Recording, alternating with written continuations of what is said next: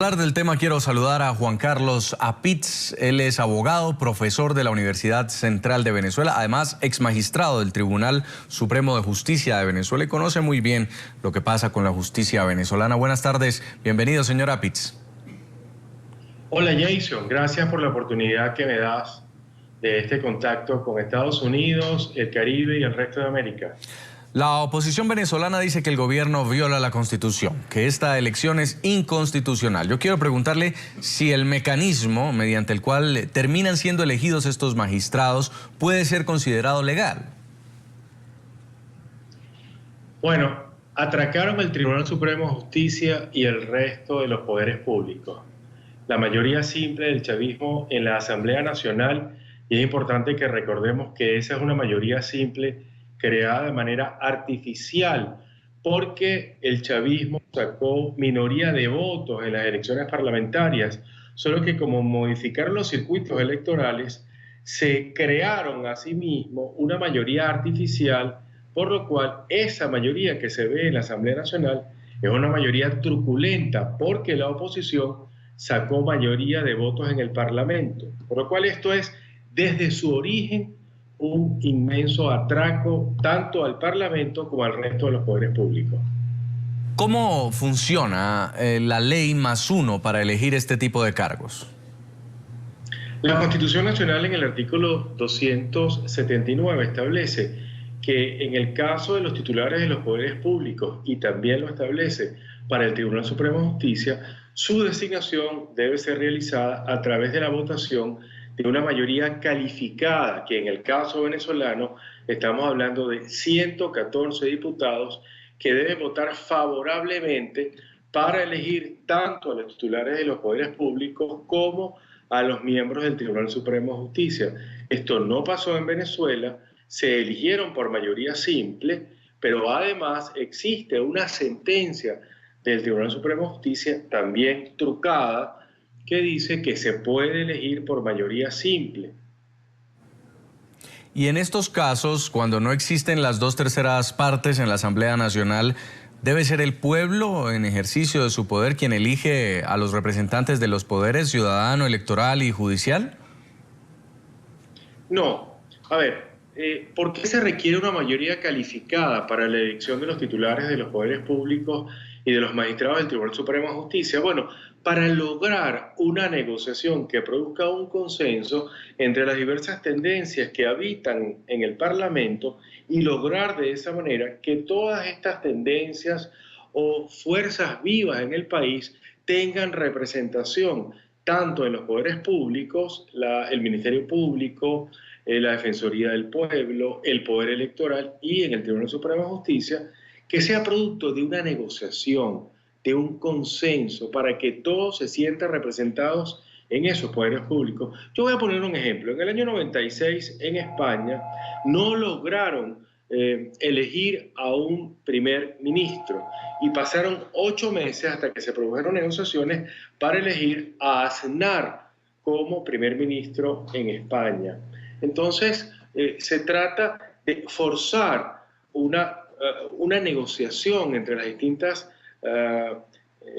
facciones o grupos políticos que habitan en el Parlamento para que todos se sientan debidamente representados en la Asamblea Nacional, en el Tribunal Supremo de Justicia y en el resto de los poderes públicos. Aquí, lamentablemente, se trucó esta negociación, se hizo ver en el caso de los magistrados del Tribunal Supremo de Justicia que no había habido una designación oportuna, se inventó una omisión legislativa y el Tribunal Supremo de Justicia designó a los miembros del CNE, una mayoría simple designó a los magistrados del Tribunal Supremo de Justicia, al defensor del pueblo, a la representante del Ministerio Público y al resto de los poderes públicos. En Venezuela aquí lo que está sucediendo es que una determinada facción política se impone al resto de las fuerzas vivas del país para de alguna manera garantizarse, a mi manera de ver, un futuro de impunidad frente a la posibilidad cierta de salir del gobierno.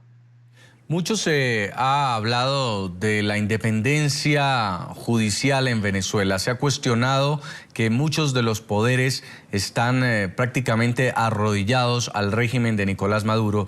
Al conocer los nombres de los candidatos, tanto de los que fueron elegidos para el Consejo Nacional Electoral como de estos magistrados del Tribunal Supremo de Justicia, ¿usted podría decir que se trata de personas afines al chavismo? Bueno, valdría la pena que repasáramos algunos de esos nombres para poder evaluar en su totalidad qué ha sucedido el día de hoy.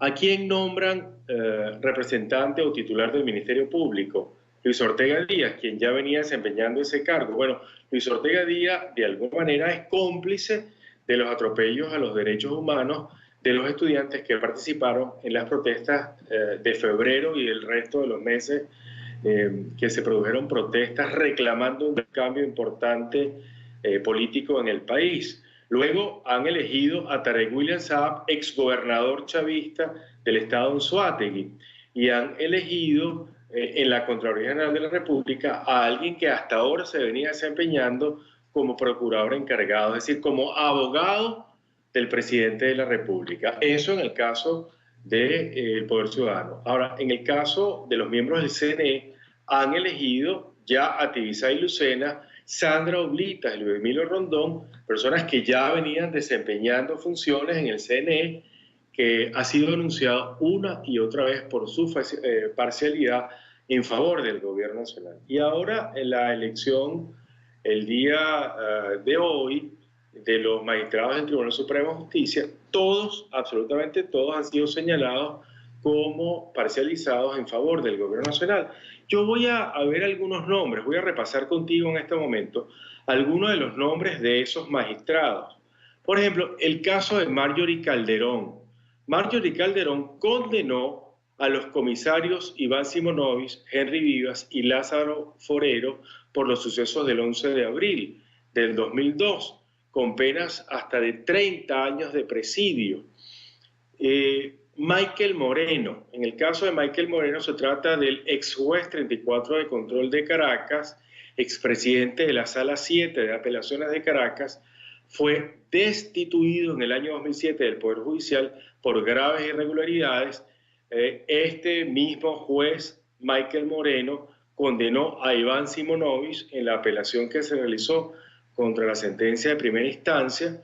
Él dictó privativa de libertad no solamente contra el maestro Simonovic, sino contra el resto de los comisarios de la Policía Metropolitana, pero yo quiero recordar que también Michael Moreno fue el defensor de Richard Peñalver y del resto de los pistoleros de Puente Llaguno, que fue aquellas imágenes conocidas internacionalmente en la cual funcionarios afectos al gobierno nacional disparaban contra los manifestantes en la esquina de Puente Llaguno el 11 de abril del 2002.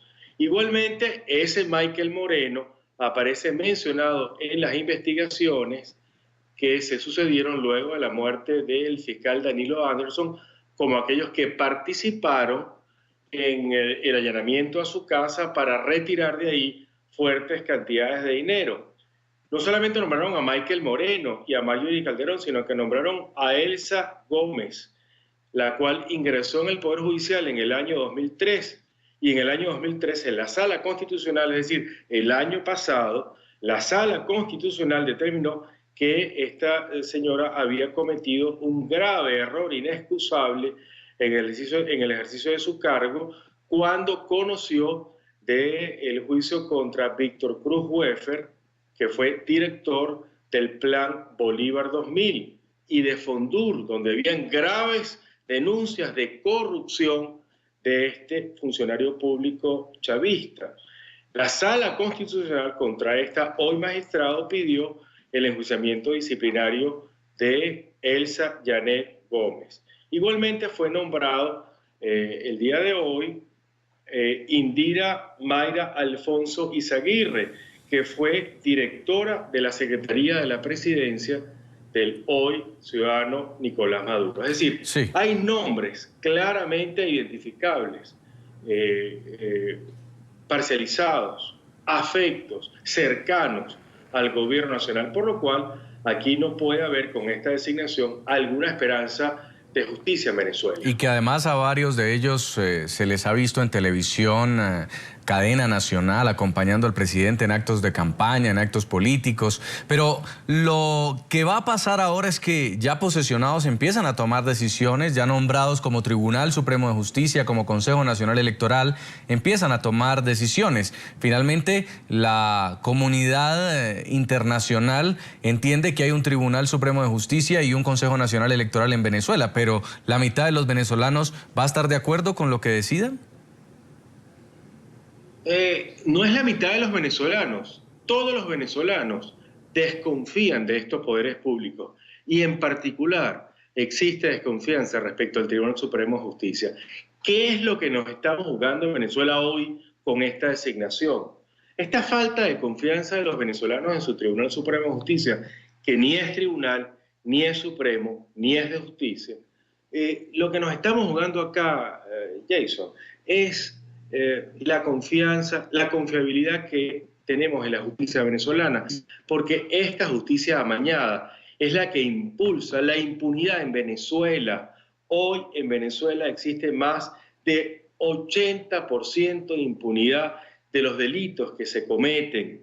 Lo que nos estamos jugando en Venezuela es la vida, porque la impunidad es la que hace que en Venezuela se fomente el homicidio cada fin de semana de más de 300 venezolanos. Por eso es que este Tribunal Supremo de Justicia no puede liderizar el combate a la impunidad, el combate a la delincuencia. Eso es lo que hoy nos estamos jugando en Venezuela, la confiabilidad en la justicia, que no la hay, que ninguno de nosotros como venezolanos tenemos en este Tribunal Supremo de Justicia, que está llamado a liderizar ese combate contra la violencia criminal en Venezuela. Pues quiero agradecerle mucho este contacto y este tiempo, señor Juan Carlos Apitz, abogado, profesor de la Universidad Central de Venezuela y además exmagistrado del Tribunal Supremo de Justicia venezolano. Muy amable. Gracias, Jason. Espero que sea de utilidad lo que hemos dicho el día de hoy acá. Por supuesto que sí.